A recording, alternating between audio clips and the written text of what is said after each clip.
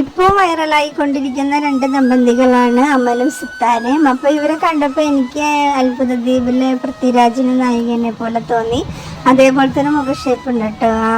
ആൺകൊച്ചിനും പെൺകൊച്ചിനും ആ നായികയുടെ പുരുവൊക്കെ ഉണ്ട്.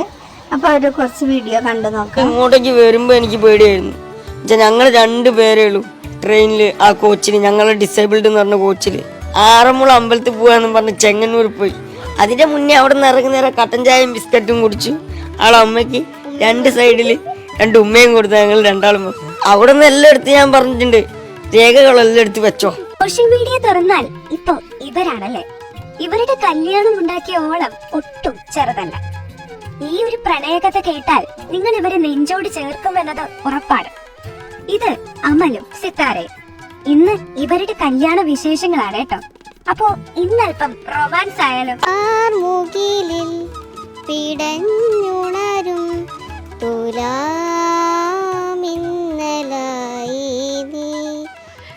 സന്തോഷം തോന്നുന്നുണ്ട്. ഞങ്ങൾ ഇത്രത്തോളം എത്തുന്നൊന്നും അറിയില്ലായിരുന്നു. എവിടെ എത്തി അങ്ങനെ ഒന്നും അറിയില്ലായിരുന്നു. ഞങ്ങൾ ജസ്റ്റ് പ്രണയം വയറലായി. സാധാരണ പൊക്കം കുറഞ്ഞവരിൽ നിന്ന് ഇവർക്കൊരു വ്യത്യാസം കേട്ടോ. സാധാരണ പൊക്കം കുറഞ്ഞവർക്ക് കൈക്കും കാനും ചെറിയൊരു വളവ് പോലെ ഉണ്ടാവും, നടത്തത്തിലെ വ്യത്യാസം ഉണ്ടാവും. പക്ഷേ ഇവരുടെ കൈക്കും കാനൊക്കെ നല്ല നീളമുണ്ട്. ബോഡിക്കാണ് കേട്ടോ ഒരു പൊക്കം കുറവ്. ഒരു പ്രത്യേകത ഇവർക്കുണ്ട്. അതുകൊണ്ടായിരിക്കും എല്ലാവരും ഇവരെ ഭയങ്കരമായിട്ട് ഇഷ്ടപ്പെടുന്നത്. ചെറിയ വീഡിയോ കൂടെ വൈറലായി വാട്സപ്പ് ഗ്രൂപ്പിലാണ് കണ്ടുപിടിച്ചത്. അത് കഴിഞ്ഞ് സംസാരിച്ചു, എല്ലാം അങ്ങോട്ടും ഇങ്ങോട്ടും മനസ്സിലാക്കി. പിന്നെ ഞാൻ ഇഷ്ടമാണെന്ന് പറഞ്ഞ് വെറുതെ പറഞ്ഞതാ. എന്നോട് അവള് ഇഷ്ടമാണെന്ന് പറയുന്നത് ഒരു രാത്രി 12 മണിക്കാണ്. രാത്രി 12 മണിക്കാണ് ഇഷ്ടമെന്ന് പറയുന്നത്. അതായത് ഞങ്ങളെ ഗ്രൂപ്പിൽ ഒരു ഓണപ്പരിപാടി നടത്തിയിട്ടുണ്ടായിരുന്നു, നമ്മുടെ ട്രസ്റ്റിൻ്റെ ഗ്രൂപ്പിൽ, നമ്മളെപ്പോലെയുള്ള ഹൈറ്റ് കുറവുള്ള ഗ്രൂപ്പിൽ. അപ്പോൾ ആ ഗ്രൂപ്പിലെ ഓണപ്പരിപാടിയിൽ കോർഡിനേറ്ററായിട്ട് ഞാനായിരുന്നു നിന്ന്. അപ്പോൾ എല്ലാവരും എനിക്ക് വാട്സപ്പ് ചെയ്ത് തരണം പ്രോഗ്രാമൊക്കെ. അപ്പോൾ ഇവളും എനിക്കൊന്ന് വാട്സപ്പ് ചെയ്ത് തന്നു. ഫസ്റ്റ് പ്രോഗ്രാം വാട്സപ്പ് ചെയ്ത് തന്നു. രണ്ടാമത് വീണ്ടും ചെയ്തു. ഒരു രാത്രി 12 മണിയായപ്പോൾ എനിക്കൊരു ഐ ലവ് യു എന്ന് പറഞ്ഞിട്ടുള്ളൊരു മെസ്സേജ് വന്നു. അപ്പോൾ ഞാൻ മറ്റേ കണ്ണിൻ്റെ സിമ്പിളില്ലേ മേലോട്ട് ഇങ്ങനെ നോക്കുന്നത്, ഞാനതിട്ട് മോചിട്ട് ഞാൻ ചോദിച്ചു. ഒന്നും പറഞ്ഞൊന്നുമില്ല. ഞാൻ ഗ്രൂപ്പിൻ്റെ സെക്രട്ടറി ഉണ്ട് നീലിമ എന്ന് പറഞ്ഞിട്ടുള്ള ചേച്ചീനെ വിളിച്ചിട്ട് പറഞ്ഞു, ചേച്ചി ആ കൊച്ചിനോട് പറയാം എനിക്ക് താല്പര്യമില്ല എന്ന്. പെട്ടെന്ന് അങ്ങനത് നിങ്ങൾ വെറുതല്ലോ. അപ്പോൾ ചേച്ചിയെ സംസാരിച്ചു. ചേച്ചി പിന്നെ കുറച്ച് കഴിഞ്ഞിട്ട് എന്നെ തിരിച്ചു വിളിച്ചു, ഇവളേറ്റ് സംസാരിച്ചിട്ട്. അപ്പോൾ ഹരി, ആ കൊച്ചിന് നിന്നോട് നല്ല ക്രഷാണ്, നിങ്ങൾ സംസാരിക്കുകയെന്ന് പറഞ്ഞു. ഞാൻ പറഞ്ഞാൽ ചേച്ചി ഞാൻ സംസാരിക്കാമെന്ന് പറഞ്ഞു. അപ്പോൾ പിറ്റേന്ന് ഇവള് വീണ്ടും വിളിച്ചു. അതിൻ്റെ ഇടയ്ക്ക് തന്നെ വാട്സപ്പ് വീഡിയോ കോളൊക്കെ ഇങ്ങനെ വിളിച്ചുകൊണ്ട് നിൽക്കുന്നുണ്ട്. ഞാൻ ഫോൺ എടുത്തില്ല. പിറ്റേന്ന് വോയിസ് കോൾ വിളിച്ചു, സാധാ കോൾ വിളിച്ചു, വീണ്ടും ഇവിടെ വോയിസ് കോൾ വിളിച്ചു വാട്സപ്പിൽ. അപ്പോൾ ഞാൻ ഫോൺ എടുത്തു, കാര്യങ്ങൾ സംസാരിച്ചു. അപ്പോൾ ഇവള് ഓപ്പണായിട്ട് അവളെ മനസ്സിലുള്ള കാര്യം തീർത്തു ഓപ്പണായിട്ട് പറഞ്ഞു. അവളെ ബുദ്ധിമുട്ടും കാര്യങ്ങളും വിഷമങ്ങളും ഒക്കെ അവൾ പറഞ്ഞു. ഞങ്ങളിങ്ങനെ 21 വർഷത്തോളമായി വാടകയ്ക്ക് താമസിക്കുന്നു. അപ്പോൾ ഇങ്ങനെയൊക്കെയാണ് കാര്യങ്ങൾ. വീട്ടിൽ അമ്മ എന്നെ പോലെയാണ്, അച്ഛൻ ചെറിയൊരു ജോലിയുണ്ട്, അച്ഛന് സൗണ്ട് എഞ്ചിനീയറായിട്ട് വർക്ക് ചെയ്യുന്നു. അവളെ ബുദ്ധിമുട്ടും കാര്യങ്ങളൊക്കെ പറഞ്ഞു.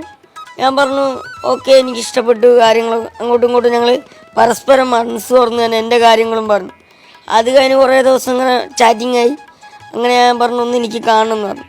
അങ്ങനെ നമ്മൾ കാണാൻ പോയി. എൻ്റെ ഒരു ഫ്രണ്ട് ഉണ്ട് ഗ്രൂപ്പിൽ തന്നെയുള്ള നിഖിൽ എന്ന് പറഞ്ഞിട്ടില്ല.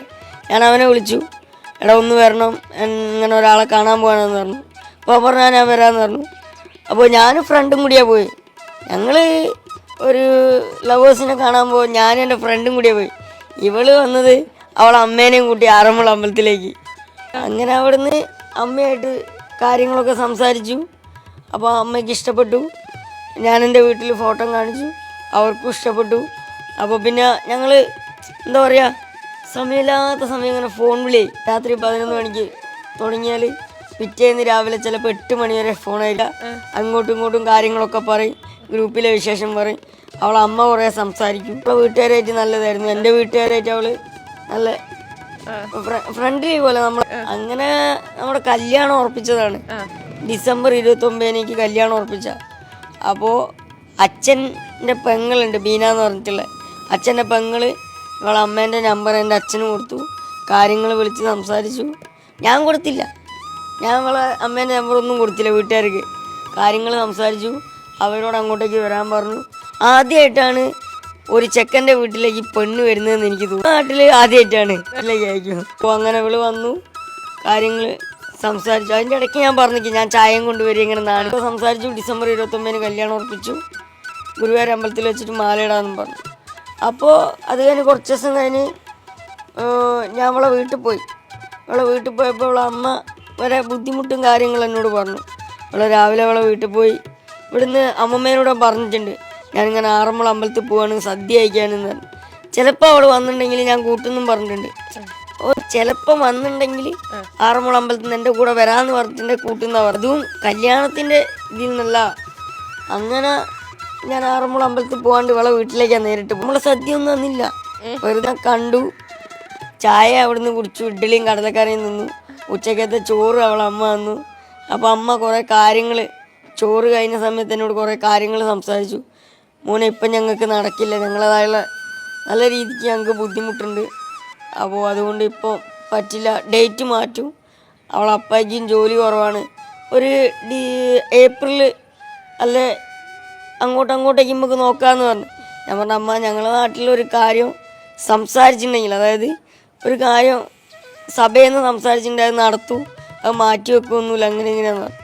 അപ്പോൾ കാര്യങ്ങളൊക്കെ സംസാരിച്ച് അപ്പോൾ ഞാനിങ്ങനെ കണ്ണുകൊണ്ട് ഇങ്ങനെ കാണിച്ചു. ഞാൻ ചോദിക്കുന്നുണ്ട് അമ്മ ഇതെന്തിനാ ഇങ്ങനെ നീട്ടി കൊണ്ടുവന്ന്. അപ്പോൾ അവരെ ബുദ്ധിമുട്ടാണ്, എന്താ ഇവക്ക് എന്തെങ്കിലും കൊടുക്കണ്ടേ, ഇവള് നല്ല രീതിക്ക് പറഞ്ഞയക്കണം എന്നുണ്ട് അവർക്ക്. ഞാൻ പറഞ്ഞു ഒന്നും വേണ്ട, എനിക്കൊന്നും വേണ്ട, എനിക്ക് വേണ്ടത് എൻ്റെ അച്ഛനും അമ്മ ഉണ്ടാക്കി വെച്ചിട്ടുണ്ട്, വേണ്ട വീടായാലും എല്ലാം ഞങ്ങൾക്കുണ്ട്. അപ്പോൾ കാര്യങ്ങളൊക്കെ പറഞ്ഞു. ഇപ്പോൾ പറഞ്ഞു സ്വർണ്ണോ എന്തെങ്കിലുമൊക്കെ അവൾക്ക് കൊടുക്കണം എന്ന് പറഞ്ഞു, സ്വർണ്ണമായാലും പണമായാലും എന്തെങ്കിലും കൊടുക്കണം എന്ന് പറഞ്ഞു. ഞാൻ പറഞ്ഞു അതൊന്നും വേണ്ട, നിങ്ങൾ 21 വർഷത്തോളമായില്ലേ വാടകയ്ക്ക് താമസിക്കുന്നത്, നിങ്ങൾ എനിക്ക് തരാൻ ഉദ്ദേശിക്കുന്ന എന്തെങ്കിലും ഉണ്ടെങ്കിൽ അത് നിങ്ങൾ എവിടെയെങ്കിലും 1 സെൻറ്റ് ഭൂമിയെങ്കിലും വാങ്ങുമെന്ന് പറഞ്ഞു. അങ്ങനെ പറഞ്ഞു, കാര്യങ്ങളൊക്കെ സംസാരിച്ചു. അപ്പോൾ അവളെ അമ്മ വൈകുന്നേരം ഞങ്ങളിങ്ങനെ വർത്തമാനം പറഞ്ഞു കൊടുക്കുന്നേരോ വൈകുന്നേരം എന്ത് പോകുന്ന പ്ലാനിങ് ഒന്നും അവളെ അമ്മയ്ക്ക് അറിയില്ല, ഒരു കാര്യം അറിയില്ല. അപ്പോൾ അങ്ങനെ ഞാൻ എൻ്റെ ഒരു ചേട്ടനെ വിളിച്ച്, സാരംഗ് നടത്തില്ല, എൻ്റെ ഒരു ചേട്ടനുണ്ട്, ചേട്ടൻ ഞാൻ മെസ്സേജ് ഇങ്ങനെ ഇവർക്ക് അറിയത്തില്ല. അമ്മ പറഞ്ഞു നിങ്ങൾ എന്തായാലും നീ വീട്ടിൽ നിന്ന് ആറന്മുള പോവാന്ന് പറഞ്ഞല്ലേ വന്നേ, അവിടെ പോയിട്ട് ഒരു ഫോട്ടോ ഒക്കെ എടുത്തിട്ട് വീട്ടുകാർക്ക് അയച്ചു കൊടുക്കുന്നുണ്ട്. അവർക്ക് പച്ചക്കറിയൊക്കെ വാങ്ങാൻ പൈസ കൊടുത്തിട്ടുണ്ട്, പച്ചക്കറി വാങ്ങാൻ പൈസ കൊടുത്തിട്ടുണ്ട്, നീ വരുമ്പോൾ പച്ചക്കറി വാങ്ങണോ, അവൻ നിന്നെ ഇവിടെ വിട്ടു വരുന്നു പറഞ്ഞിട്ടുണ്ട്. അങ്ങനെ അമ്മ ഞങ്ങൾക്ക് ഓട്ടോറിക്ഷ വിളിച്ചു തന്നു. ഓട്ടോറിക്ഷയിൽ ആറന്മുള അമ്പലത്തിൽ പോകാമെന്ന് പറഞ്ഞ് ചെങ്ങന്നൂർ പോയി. അതിൻ്റെ മുന്നേ അവിടെ നിന്ന് ഇറങ്ങുന്നേരം കട്ടൻ ചായയും ബിസ്ക്കറ്റും കുടിച്ചു. ആളെ അമ്മയ്ക്ക് 2 സൈഡിൽ 2 ഉമ്മയും കൊടുത്തു. ഞങ്ങൾ രണ്ടാളും അമ്പലത്തിൽ പോകാന്ന് വിചാരിച്ചിട്ടാണ് ഞങ്ങളെ പറഞ്ഞു വിട്ടത്. അമ്മ ഇങ്ങോട്ടേക്ക് വന്ന് വരാൻ വൈകിയപ്പോഴാണ് അമ്മയ്ക്ക് മനസ്സിലായ. അടിച്ചോണ്ട് പറഞ്ഞില്ല, ഫോൺ എടുത്തില്ല, 4 ദിവസമായി. എനിക്ക് പേടിയായിരുന്നു, അമ്മ ചീത്ത പറയും, പക്ഷെ ബുദ്ധിമുട്ടുണ്ടായിരുന്നു. പിന്നെ കുഴപ്പമില്ല, പിന്നെ എല്ലാവരായിട്ടും കമ്പനിയായി. അച്ഛൻ, അമ്മ, ചേട്ടൻ കല്യാണം കഴിച്ചിട്ടില്ല കേട്ടോ. കൊച്ചുങ്ങളുണ്ടാവോ? പിന്നെ ഈ അടുത്ത് എന്തൊക്കെയോ കമന്റ് വന്നിട്ടുണ്ടല്ലോ, ഒരുപാട് കമന്റ് ഉണ്ട്. പക്ഷെ എനിക്കൊന്ന് ഫസ്റ്റിലത്തെ യൂട്യൂബിലെ വീഡിയോയിൽ അങ്ങനത്തെ കമന്റ് ഉള്ളൂ. ഇതുവരെ ഇറങ്ങി ഒരു വീഡിയോയിൽ ഒരു കമന്റ് പോലും ഇല്ല. നമ്മളെല്ലാരും ചേർത്ത് പിടിച്ചു, നെഗറ്റീവ് കമന്റ് പോലും ഇല്ല. നിങ്ങളെ വയസ്സ് എത്രയാന്ന് നോക്കുന്നുണ്ട്, കുട്ടികളാണല്ലേ നിങ്ങൾ നോക്കുന്നുണ്ട്. എനിക്ക് 26 വയസ്സുണ്ട്, 24 വയസ്സുണ്ട്. അപ്പൊ ഞങ്ങളെന്തോ സീരിയസ് എന്തോ ഒരു വീഡിയോ ചെയ്തെന്നാണ് ആൾക്കാർ പറഞ്ഞത്. അവർ ഫസ്റ്റിലത്തെ വീഡിയോ ഒന്ന് വൈറലായത്, ഒരു സാബിത്ത് എന്ന് പറഞ്ഞിട്ടുള്ള ചേട്ടൻ്റെ. തോന്നിയുണ്ടെന്ന് വെച്ചാല് ഇവളെയും കൊണ്ട് ഇങ്ങോട്ടേക്ക് വരുമ്പോൾ എനിക്ക് പേടിയായിരുന്നു. ഞങ്ങൾ 2 പേരേ ഉള്ളൂ ട്രെയിനിൽ, ആ കോച്ചിൽ, ഞങ്ങളെ ഡിസേബിൾഡ് എന്ന് പറഞ്ഞ കോച്ചിൽ. അപ്പം ഞാൻ ബേക്കിലുള്ള ഗാർഡിനോട് പറഞ്ഞു, സാർ ഞങ്ങളൊന്ന് ശ്രദ്ധിക്കണം, ഞങ്ങൾ 2 പേരേ ഉള്ളൂ, ഒരു പ്രോഗ്രാം കഴിഞ്ഞ് വരിക എന്ന് പറഞ്ഞു. പ്രോഗ്രാം കഴിഞ്ഞ് വരിക എന്ന് പറഞ്ഞു. എന്നുവെച്ചാൽ 2 ആളെടുത്തും ബാഗ് ഉണ്ടല്ലോ, ബാഗില് അവിടെ നിന്ന് എല്ലാം എടുത്ത് ഞാൻ പറഞ്ഞിട്ടുണ്ട്, രേഖകളെല്ലാം എടുത്ത് വെച്ചോ, രജിസ്റ്റർ ചെയ്യണ ഇതൊക്കെ വേണം. ഞാൻ ഒരു പ്ലാനിങ്ങും ഇല്ല. എന്നുവെച്ചാൽ വീട്ടിലെത്തിയ സമയത്താണ് അവളെ അമ്മ എന്നോട് ഇങ്ങനെ കാര്യങ്ങൾ സംസാരിച്ചപ്പോൾ ഇതെന്തിനാ വീണ്ടും ഇങ്ങനെ നീട്ടിക്കൊണ്ടുവന്നു. ഒരു വർഷം മുന്നേ പറഞ്ഞ കാര്യമാണ്, എന്ത് അടുത്ത വർഷം നിങ്ങളെ കല്യാണം അല്ലേ, അടുത്ത മാസം നമുക്ക് നിശ്ചയിക്കാന്നൊക്കെ പറഞ്ഞതാണ്. എന്തിനാണ് ഇങ്ങനെ നീട്ടിക്കൊണ്ട്. അപ്പം ഞാൻ എൻ്റെ വീട്ടിൽ വിളിച്ച് കാര്യങ്ങളൊക്കെ സംസാരിച്ചപ്പോൾ വീട്ടുകാർക്ക് കുഴപ്പമില്ല. അതെ അന്ന് എൻ്റെ വീട്ടുകാർ പറയുന്നതാ, ഞങ്ങൾക്ക് നിങ്ങളെ മോളെ മാത്രം മതി, സ്വർണ്ണമായിട്ടോ പണമായിട്ടോ ഞങ്ങൾക്ക് ഒന്നും വേണ്ടാന്ന്. എൻ്റെ വീട്ടിൽ ഒരു മോളെ സ്ഥാനം വെക്ക്. എൻ്റെ അച്ഛനും അമ്മയും മോളെ പോലെ തന്നെ. എനിക്കത് ഇഷ്ടമല്ല. എല്ലാവരും പറയുന്നത് പണമില്ലാണ്ട് ജീവിക്കാൻ പറ്റൂല എന്ന്. അടിച്ചു പൊളിക്കുന്നതിന് പണം വേണം. നമുക്കൊരടിച്ചു പൊളിയില്ല. നമുക്ക് രണ്ടാൾക്കും ഇങ്ങോട്ട് എന്താ പറയുക, പരസ്പരം സംസാരിച്ച് കാര്യങ്ങൾ ഇതാക്കുക. എനിക്ക് ജോലിയുണ്ട്, അവൾക്ക് ജോലി നോക്കുന്നുണ്ട്. ആ പൈസേനെ കൊണ്ട് ഞങ്ങൾ സന്തോഷമായിട്ട് ജീവിക്കുന്നുണ്ട്. എനിക്ക് മെയിൻ കറക്കവാ, കറങ്ങി നടക്കുന്ന ഇഷ്ടം ഉണ്ട്, വിഷമമുണ്ട്. ഇന്നലെ ഞങ്ങളൊരു ചേച്ചി വിളിച്ചിട്ടുണ്ടായിരുന്നു, നമ്മുടെ ഹൈറ്റുള്ള അതേ ഒരു ചേച്ചി, വിജി എന്ന് പറഞ്ഞിട്ടുള്ള ഒരു ചേച്ചി. നമുക്ക് ഫേസ്ബുക്ക് കൂടെ അവർക്ക് മെസ്സേജ് അയച്ചാ, ഭാര്യയ്ക്ക് മെസ്സേജ് അയച്ചാ. അപ്പോൾ പറഞ്ഞു, മോനെ ഇങ്ങനെയാണ് കാര്യങ്ങൾ, ഇപ്പോൾ എന്താ പറയുക, കുട്ടികൾ ഇതായിട്ട് ഡോക്ടറെ കാണിക്കാവൂ, എന്നിട്ടേ ചികിത്സക്ക് എന്താ പറയുക പോകാവൂന്ന് പറഞ്ഞു. ഞങ്ങൾ പറഞ്ഞു, ചേച്ചി ഇപ്പം ഞങ്ങളൊരു പ്ലാനിങ്, അതിൻ്റെ ഒരു ഇതില്ല, ഞങ്ങളിപ്പോൾ സോഷ്യൽ മീഡിയ ഇതിലേക്ക് ഇറങ്ങാൻ തന്നെയാണ് വിചാരിക്കുന്നത്. സന്തോഷമുണ്ട്. നമ്മളോട് സെൽഫി ഒക്കെ ചോദിക്കുമ്പോൾ ഭയങ്കര സന്തോഷം മനസ്സിൽ. ഒരു വീഡിയോ എടുക്കാൻ പോയിട്ടുണ്ടായിരുന്നു, സാബി സഫാരി എന്ന് പറഞ്ഞൊരു ബ്ലോഗർ. എൻ്റെ ഫസ്റ്റ് വീഡിയോ എടുത്ത ആളെ വീഡിയോ എടുക്കാൻ വേണ്ടി ഞങ്ങൾ മറൈൻ ഡ്രൈവ് പോയിട്ടുണ്ടായിരുന്നു. രാവിലെ 9 മണിക്ക് ഇവിടെ നിന്ന് ഇറങ്ങി 10 മണിക്ക് അവിടെ എത്തി. 10 മണി തൊട്ട് 2 മണി വരെ നടക്കുക വീഡിയോ എടുക്കാൻ വേണ്ടി. എന്നുവെച്ചാൽ ആൾക്കാർ സമ്മതിക്കുന്നില്ല, സെൽഫി ചോദിക്കുക. പക്ഷെ അത് നമുക്ക് സന്തോഷമുണ്ട്. എന്നുവെച്ചാൽ നമ്മളെത്ര ആൾക്കാർ ചേർത്ത് പിടിക്കുന്നതിന് വളരെ സന്തോഷമുണ്ട്. അല്ലെങ്കിൽ നമ്മളിങ്ങനെ പോകുമ്പോൾ നോക്കി ചിരിക്കുക. ഇപ്പം ഞങ്ങൾ രണ്ടാളും പോകുമ്പോൾ എന്തോ ഒരു ജോലിയാണ് കാണുക ആൾക്കാർ നമ്മളെ. അതുകൊണ്ട് ഇപ്പം എൻ്റെ എന്ന് വെച്ചാൽ പ്രണയമൊക്കെ ഉണ്ടായിരുന്നു, ഇല്ലയെന്ന് ഞാൻ പറയുന്നില്ല, ഉണ്ടായിരുന്നു. അപ്പോൾ എന്താ പറയുക, നമ്മളെ ഹൈറ്റിൻ്റെ പ്രശ്നത്തിന് പോയതാ. കമ്പനിക്കാരൊക്കെ പറഞ്ഞു കൊടുത്ത്, എന്തിനാ അവൻ ഹൈറ്റ് കുറവല്ലേ, ഇങ്ങനെ നോക്കിയിട്ട് കാര്യമില്ല, അപ്പോൾ മുന്നോട്ട് നീയും അവനും പോകുമ്പോൾ കുറച്ച് കഴിഞ്ഞാൽ കളിയാക്കില്ലേ. അതുകൊണ്ട് പിന്നെ അവിടെ സ്റ്റോപ്പ് ചെയ്തിട്ടുണ്ട്. പിന്നെയാണ് കുറേ കഴിഞ്ഞ് നമ്മളെ ലിറ്റിൽ പീപ്പിൾ ട്രസ്റ്റിൻ്റെ ഗ്രൂപ്പിൽ ആഡ് ചെയ്യുന്നത്. പിന്നെ വെയിറ്റ് ചെയ്ത് ഞാൻ പറഞ്ഞില്ലേ, ആരും കൊതിക്കുന്ന ഒരാൾ വന്ന് ചേരുമെൻ ആരോ സ്വകാര്യം പറഞ്ഞതാവാം. അതുപോലെ ആരും കൊതിക്കുന്ന ഒരാൾ വന്ന് ചേർന്നു. നമുക്ക് ഒറ്റയ്ക്ക് ജീവിക്കാൻ ഇഷ്ടം. എനിക്ക് ഒറ്റയ്ക്ക് ഇങ്ങനെ നടക്കാൻ, ഫുഡ് കഴിക്കാൻ അങ്ങനെയായിരുന്നു. പിന്നെ ഒരു പ്രായമൊക്കെ ആയപ്പോൾ എല്ലാവരും ചോദിച്ചു, കല്യാണം നോക്കുന്നില്ല. ഞാൻ പറഞ്ഞു ഉണ്ട്. അപ്പോൾ അമ്മ പറഞ്ഞു, അവൾ പഠിച്ചോട്ടെ, എന്തിനാ ഇപ്പോഴേ കെട്ടിയിടുന്നതെന്ന് ചോദിച്ചു. അങ്ങനെ പിന്നെ കുറേ ആലോചനയൊക്കെ വന്നിട്ടുണ്ട്. പിന്നെ നമുക്കൊന്നും ഇഷ്ടപ്പെടുന്നില്ല. നമുക്ക് മനസ്സിലിണങ്ങിയ ഒരാൾ വരുമ്പം പൊക്കമുള്ള ഡിപ്ലോമയാണ് പഠിച്ചത്. ആൾക്കാരോടൊക്കെ തോന്നിയിട്ടുണ്ട്. പിന്നെ കുഞ്ഞനീത്തിമാരായിട്ടല്ലേ കാണുന്നത് ഉച്ചയ്ക്ക് പറയാറുണ്ട്. പിന്നെ അവർ പറയും, അയ്യോ ഞാൻ ചുമ്മാ പറഞ്ഞതാ, നമുക്ക് അതൊന്നും പറ്റത്തില്ല, നിനക്ക് ഹൈറ്റ് ഇല്ലല്ലോ എന്നൊക്കെ പറഞ്ഞ സങ്കടമുണ്ട്. കെയറിങ് മനസ്സറിയില്ലല്ലോ. ഇവള് പെട്ടെന്ന് ഒരു രാത്രി 12 മണിക്ക് ഒരു മെസ്സേജ് പിന്നെ പറയുന്നുണ്ട്, ചേട്ടാ ഞാൻ ചുമ്മാ പറഞ്ഞാണ് എന്ന് പറയുന്നുണ്ട്.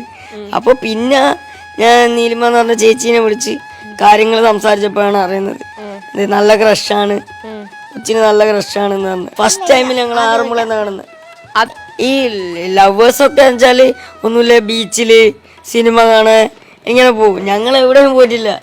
ഒരു വർഷത്തിന്റെ ഇടയ്ക്ക് ഞങ്ങൾ എവിടെയും പോയിട്ടില്ല. ഒരു വർഷം കണ്ടിട്ടില്ല ഞങ്ങള്. ഒരു വർഷം കഴിഞ്ഞേരം ഇങ്ങനെ കണ്ടെന്ന് തോന്നുന്നു. അവർക്ക് ആളേതായുള്ള പരിമിതികളുണ്ട്, പെട്ടെന്ന് വരാൻ പറ്റൂല. അമ്മ വേണം എവിടെയെങ്കിലും പോകുമ്പോൾ. ഒരാളില്ലാണ്ട് നമുക്ക് 2 പേർക്ക് എവിടെയും പോകാൻ പറ്റില്ല. ഇന്ന് നമ്മളൊന്ന് കോഴിക്കോടേക്ക് പോവാണ്, ഹണിമൂണ് ഊട്ടി, മൈസൂർ, കൊടൈക്കനാൽ. അപ്പം കണ്ടു അവൻ്റെ ഹണിമൂൺ ട്രിപ്പും കാര്യങ്ങളും. അപ്പോൾ അങ്ങോട്ടൊന്ന് പോകണമെന്നുണ്ട്.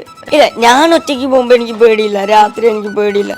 ഒരു ചെറിയ കുട്ടി എന്നുള്ള രീതിക്ക് ആൾക്കാർ കാണും. വെച്ചാൽ ഇവളെ കൊണ്ട് പോകുമ്പോഴാണ് ആൾക്കാർ നോക്കുക. അത് അവൾക്കൊരു വിഷമം ഉണ്ടാക്കും. എന്നോട് പറയും, നോക്കുക അവിടുന്ന് ഇവരെല്ലാം എന്തിനാ ഇങ്ങനെ നോക്കുന്നത്, എന്താണെന്നറിയില്ല. എല്ലാവരും ഇങ്ങനെ നോക്കി ചിരിക്കുക, വർത്താനം പറയുക.